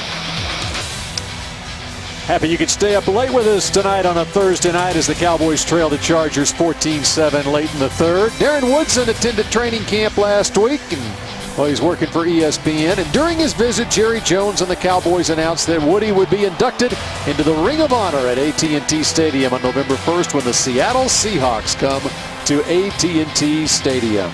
What a great honor and well-deserved for the leading tackler in Cowboys history, Darren Woodson. And under pressure, LeVar Edwards gets the quarterback, Brad Sorensen. Quick, fast, quick. Sorensen had no chance. LeVar Edwards top of the line. Oh, he tried to cut, a quick cut. I think, babe, it was going to be a 3-step drop there, babe. He pushed him down. That wasn't much of a cut. He just yeah, that was a whiff there all the way. That's the easiest sack he'll get all year. That was a shoe shine right there. It looked like he had a little buffer on top of the helmet. He was going to shine LeVar's shoes. And LeVar said, "Nah, just step right over you there." That was terrible. Very, very bad. The LSU Tiger, LeVar Edwards. Oh, and there was an opportunity for possibly a pick six for Khalil Glad.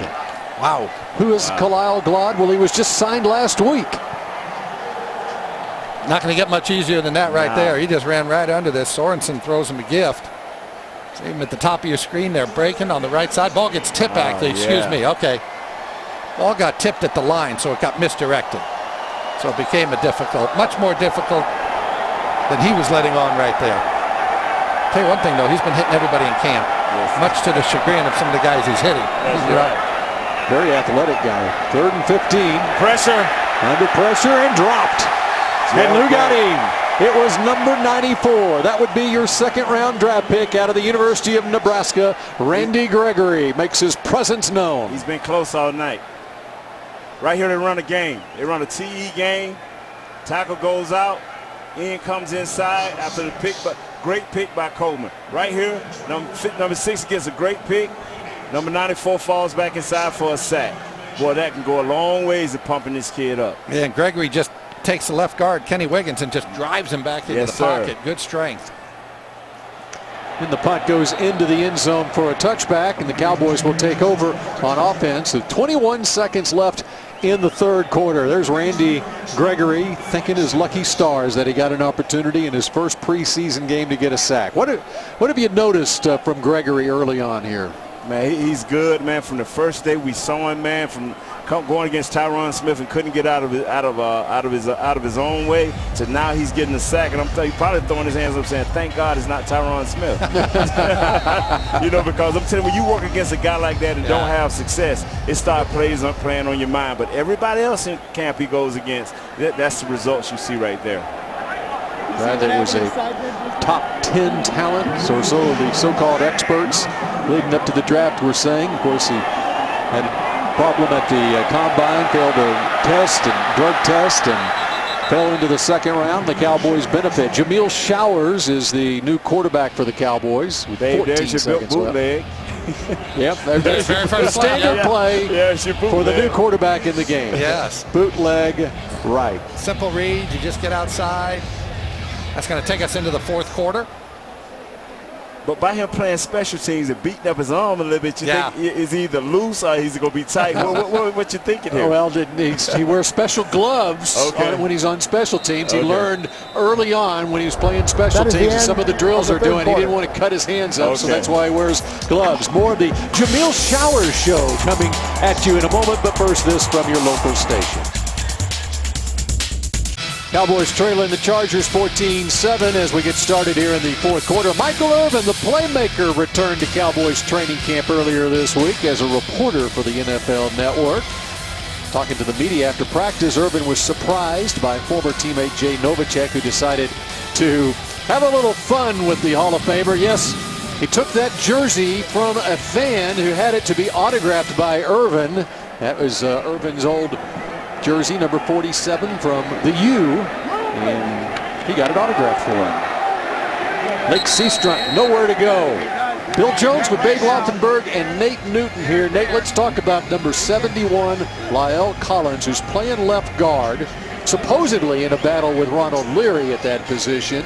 But we've seen tonight Darian Weems at left tackle have some issues out there. Collins played left tackle at LSU. What do you think they should do with Collins? I think you should right now you let him stay at the guard position. But if you happen to move him to the left tackle position, let that be the only position, because he is new into the league and this is a different caliber player. So if you probably put Weems on the right side as a backup and leave him on the left side as a left tackle only. You don't want him swinging in too many positions, because this league is hard to learn. As Babe can tell you that.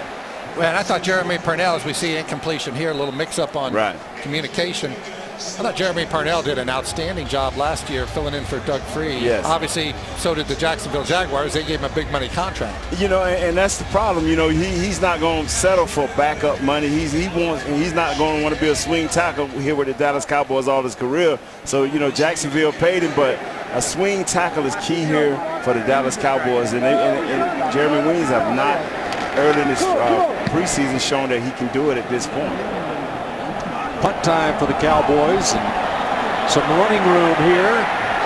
As a flag is down. Titus Davis gets past the 40. Nate, you're doing some work for DallasCowboys.com. You're doing Talking Cowboys. Yeah, man, I had to go back home, man. I said we started that, me, you, and Mick. So I had to go back home. I needed a little help. Brothers moved up to bigger and better things. Yep. So on DallasCowboys.com, you can check out a couple of different podcasts each day. Holding return team number 42. 10-yard penalty. San Diego keeps the ball. First down. During training camp as well as during the regular season. Check out the penalty here.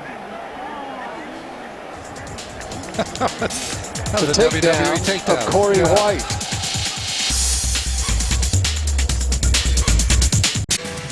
Chargers lead the Cowboys 14-7. Big Nate, the 6-time Pro Bowler Nate Newton, has joined us here in the booth this evening as the Cowboys kick off this season. Chargers have the ball here early in the fourth quarter. And Nate, you got to feel good about what's going on with this Cowboys team as they're kicking off this season. Yeah, I do. I like the way they went out and got the free agents and Greg Hardy and the Randy Gregory's and you know, the Jones. I like that. I think this defense is better, and I want, once these guys get all together, I think it'll prove out in the end with the sack totals being a little bit increased, and hope the turnovers keep happening. You know, offensive line, they drafted a guy in Lyle Collins, a strength. That's our strength of our team. I think they added the strength. Now we just got to find us a swing tackle, and we'll be okay. Tony Romo will stay healthy. We can ride as far as we need to.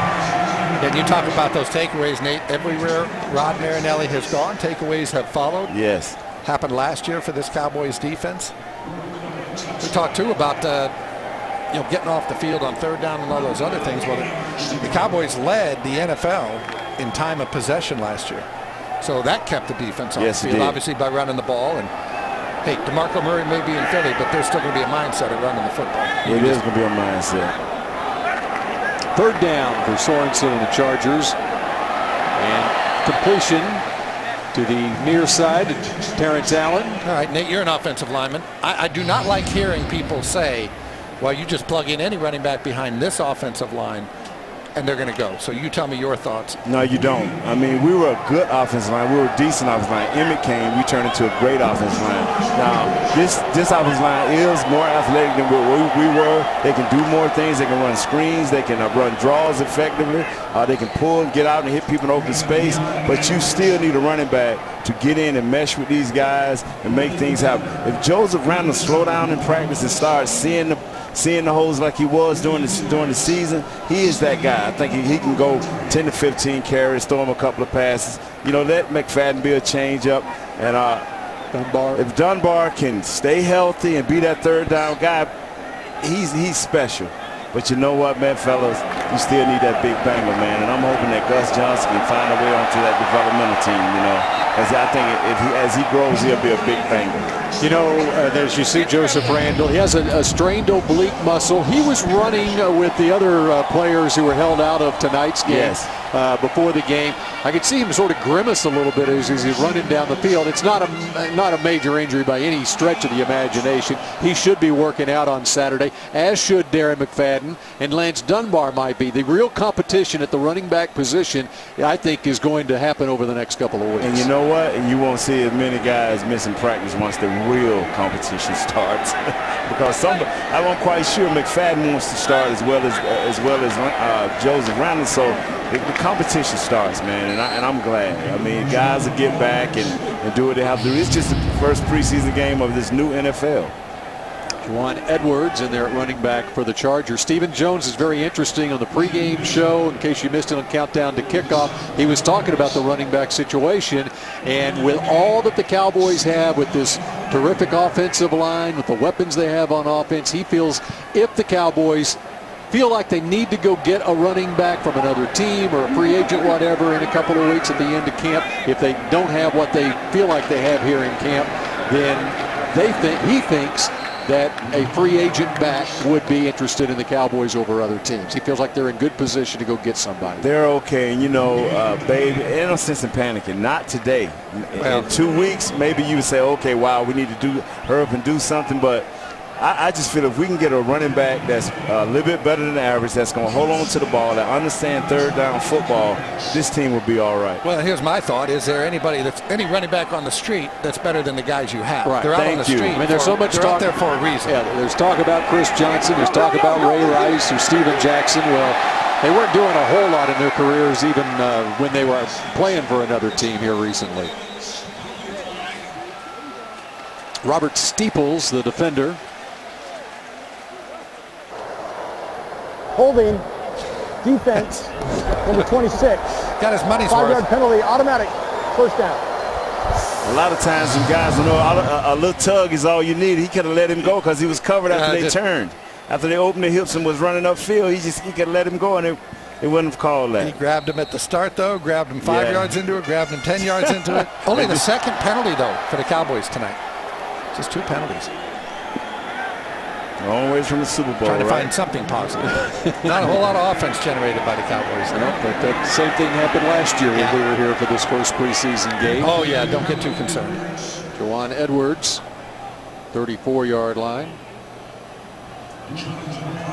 Look at San Diego, what they've done under Mike McCoy. This will be his 3rd year, 9-7 both years for the Chargers. Ironically, both years too, 5-3 at home, 4-4 on the road. The big difference is the way they finished. In 2013, they won 4 straight to go 9-7. Finished with a flourish, got into the playoffs, beat Cincinnati in the playoff game. Then last year, they were 8-4, lost 3 of their last 4, 9-7, but missed the playoffs. And the biggest difference between the Cowboys and the Chargers offensively last year was the running game. The Chargers were 30th in the league running the football, and the Cowboys were 2nd in the league, and really were 1st if you take away Seattle and their running quarterback. Yeah. Well, yeah, and that's why they went out and got Melvin Gordon, traded up again. They had the 17th pick in the draft, traded with San Francisco to get to 15. So they hope he becomes. But how about the Chargers, comparing the Cowboys offense and the Chargers offense, really over the last nearly a decade now, Romo versus Rivers, 2 quarterbacks that careers have mirrored each other over the last 9-10 years since they both became starters in 2006. This is incomplete to Terrence Allen. No, they've both been kind of the same guy, put up big numbers. Now Rivers has got his team to the playoffs 5 of those years. It's just a flat-out drop here. looking to see where he's going to run before he catches it. Both of them have good tight ends. Both of them had, but they've had the better run game over the years. This normal period of time. Going back to Tomlinson first. Yes, so they should have had more success. Tony didn't have the team around him that he has now. Nick Novak, this is a 52-yard field goal attempt. Former Cowboy back 9 years ago for a short time. Connects for the Chargers, and they extend the lead. Nate, it's been great having you up here in the booth. Make sure you listen to Nate on Talking Cowboys on DallasCowboys.com. Thank you. Chargers now lead the Cowboys 17-7. Cole Beasley, a little man from Little Elm and SMU, talking about his expectations for this season. Now they just expect a little more from me, but no one expects more from me than I do. So really, it's still the same mentality for me. I'm just approaching it, trying to do the best I can for the team and help them win any way I can. He's had a terrific start to training camp, and he did play in tonight's game. And by all accounts, when I read the reports, I've been out at Oxnard for the last week, babe. You've been there the entire time. It sounds like if you were going to pick an MVP of the first 2 weeks of camp, Cole Beasley's right at the top of the list. Did they give one? I did just now. He's been really good. I mean, he's just a good football player, and it's a shame because I hate the caveat or the addendum that they throw in. He's a really good football player for his size. Again, he's uncoverable out of that slot, and toward the end of last season, you saw teams going in on third down. They were doubling him. They were playing him inside, outside, trying to take away those inside and outside breaks. He runs that option great, and that freed up Des Bryant on the outside at times. Jamil Showers running that little rollout, and he's got his man. That's Jeff Swaim, the Texas Longhorns 7th-round draft pick on the receiving end. Right now, let's go down to the sideline and Keith Russell. Keith. Terrence Williams, you had a couple good moments on that first drive. Terrence, for a lot of people who think that last year in the playoffs you came into your own, where do you see yourself right now? Do you see yourself as a number 1? Do you see yourself as a number 2? A lot of people have been asking that question. I mean, I just try to keep my mind off that type of stuff.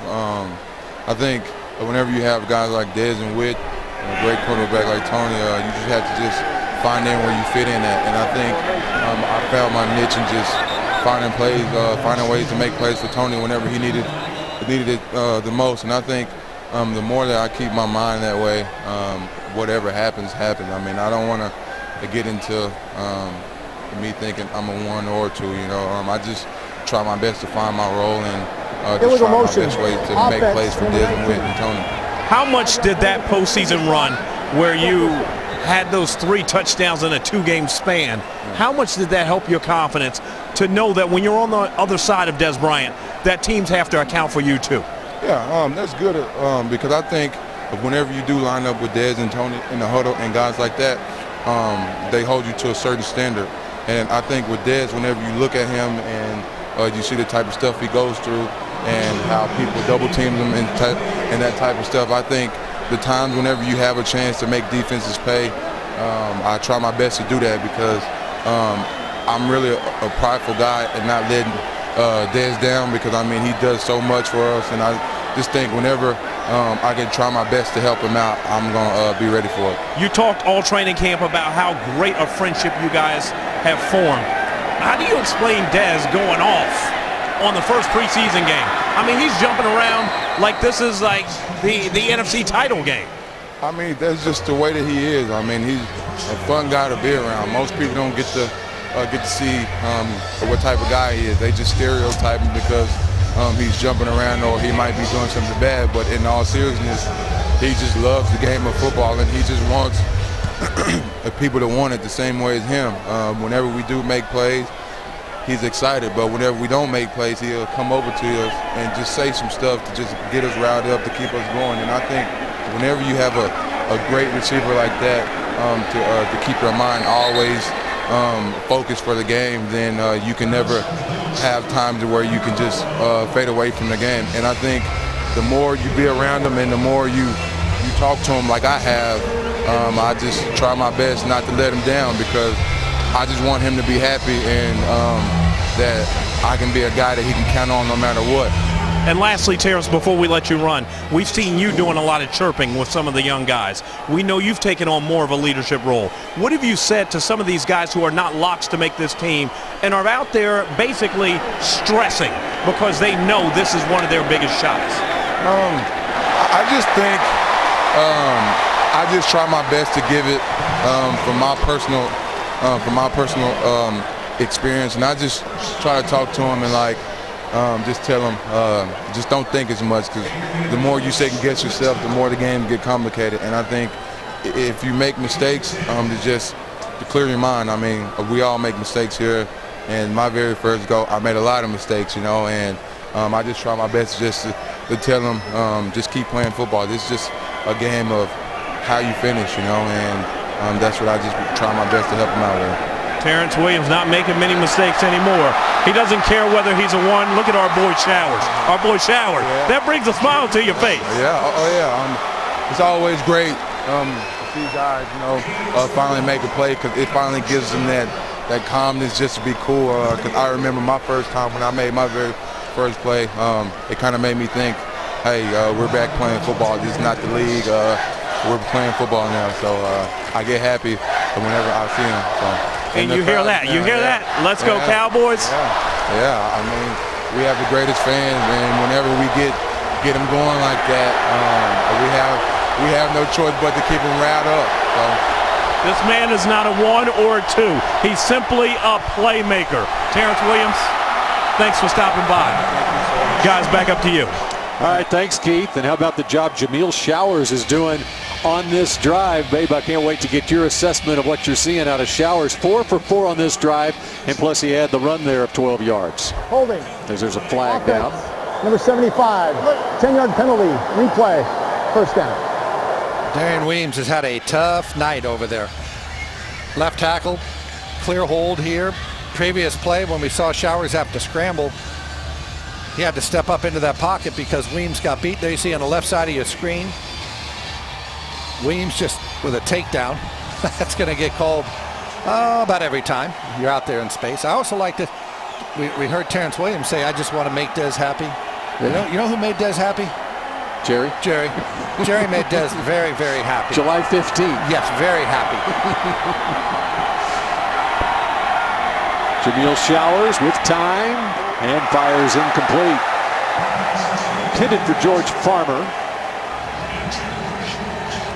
Pretty good throw there by Showers. I actually thought the defender got there.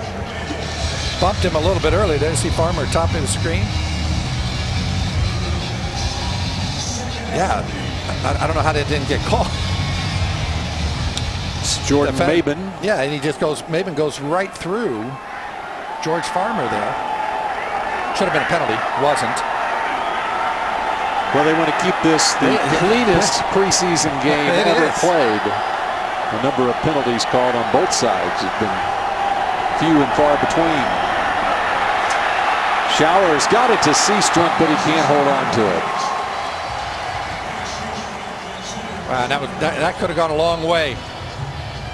The Chargers come with a blitz, so they're in man coverage at the end of this thing, and everybody's backs turned to you, and he's got people in front of him, and just drops it. All right, who does Showers look like? In terms of as a quarterback, setting up and just throwing? The way he looks. His stocky build, to me, he looks like Russell Wilson. I asked him that. He said, you know what? I had several teammates they were calling me Russ. They said the same thing, that they thought he looked like Russell Wilson. If he plays like Russell Wilson, then Cowboys got him something here. Tyler Klutz, there's a flag down. A little taller than Russell Wilson. Yeah, which should work to his favor, should it? Of course. Nice young man, though. Smart kid. Again, doing everything he can. He's playing special teams. He's playing quarterback. Getting very few reps, so it's very difficult. Holding. Defense, number 99. With a 5-yard penalty and an automatic first down.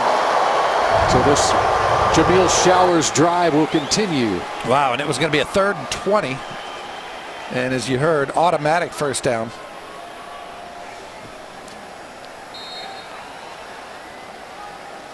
Check out on the left side of your screen. There's the hold.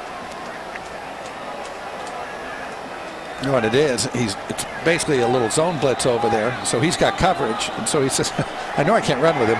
So what if I just hold him right here at the line of scrimmage? I don't want to have to go downfield. That one goes incomplete on the right side. So 2nd and 10 for Showers. The Cowboys down 10 here in the first preseason game of 2015. Big week ahead for Jason Garrett's team as the St. Louis Rams will be coming to Oxnard on Monday and Tuesday, working out with the Cowboys and probably trying to gain some fans in LA for a possible move out here. That would be the Rams. The Rams. Not the Cowboys. Yes, the Rams. And undoubtedly some fights. Yeah.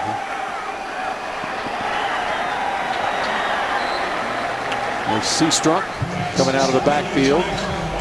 I was like it too. The Rams coming in, and we saw, or if you did not see, Houston and Washington were holding joint practices, and that lasted for all of about, I think, 30 minutes. And they started fighting, so they had to practice on their own fields. And no matter how many times the head coach, and both Jason Garrett and Jeff Fisher, the head coach of the Rams, will address it with their players, and they'll address it again, and they'll say, we don't want fighting, we don't want fighting. 30 minutes into it, guarantee fight breaks out. Empty backfield. And over the middle to Harwell. But he can't hold on. Good quick read by Showers and a good ball delivered. One of these young receivers, and I don't put Devin Street in that category, even though he's just in his second year. They've had chances to make plays and just haven't done it. That ball was dropped long before he heard the footsteps of the safety running over to take a shot at him.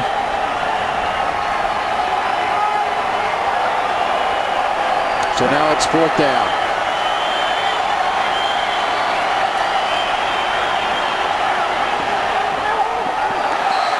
And it goes incomplete. The ball will go over to the Chargers with just over 4 minutes to play. Looking for George Farmer on the near sideline, but not there for him. Yeah, just no separation created there by Farmer.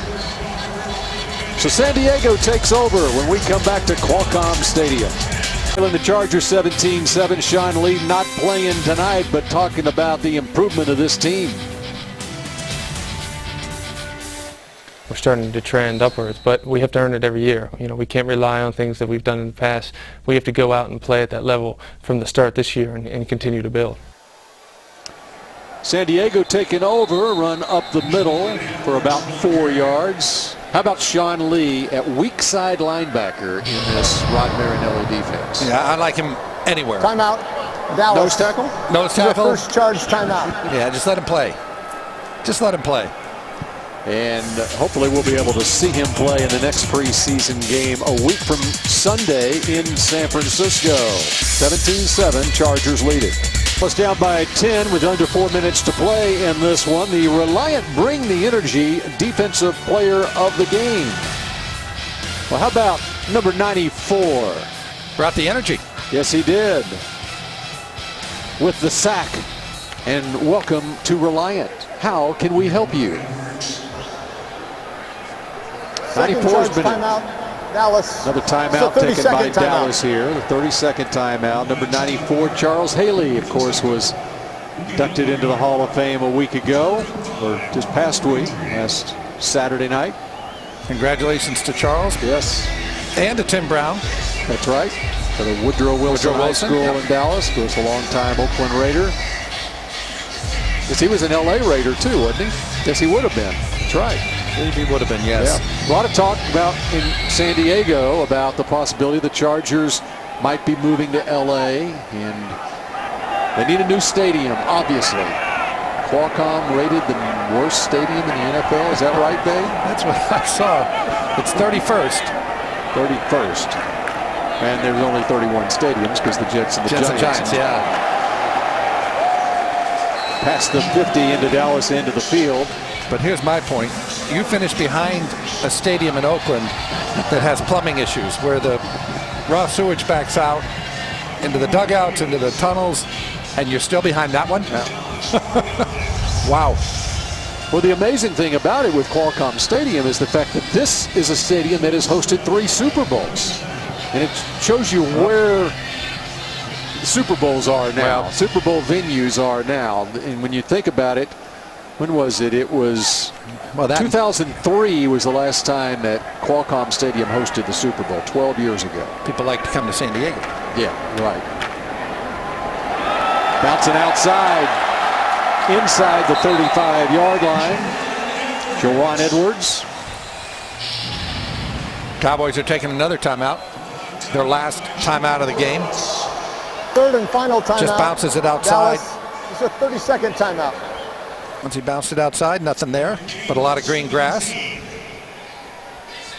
Of course, Super Bowl 50 this year, Bill, played in San Francisco, right up the coast, about 300 miles.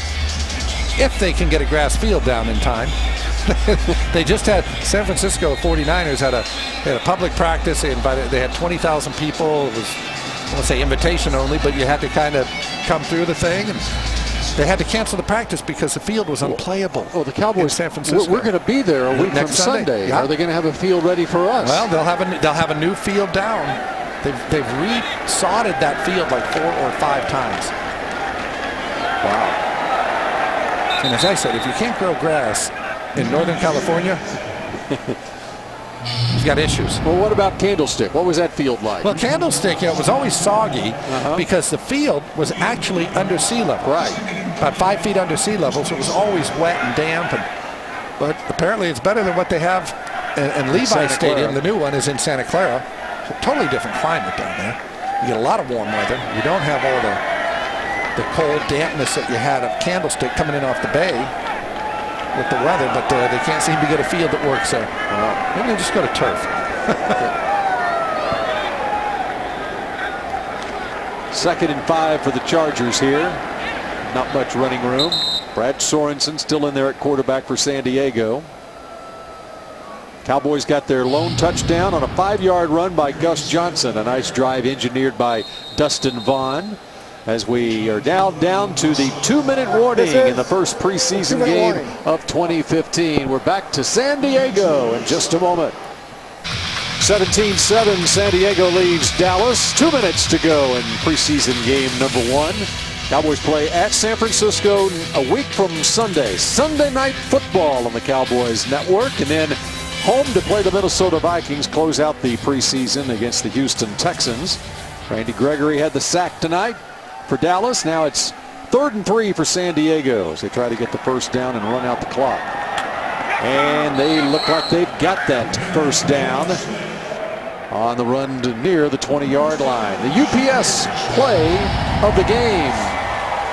How about this one? How about the lone touchdown scored by the Cowboys tonight? The rookie out of Stephen F. Austin, Gus the Bus Johnson.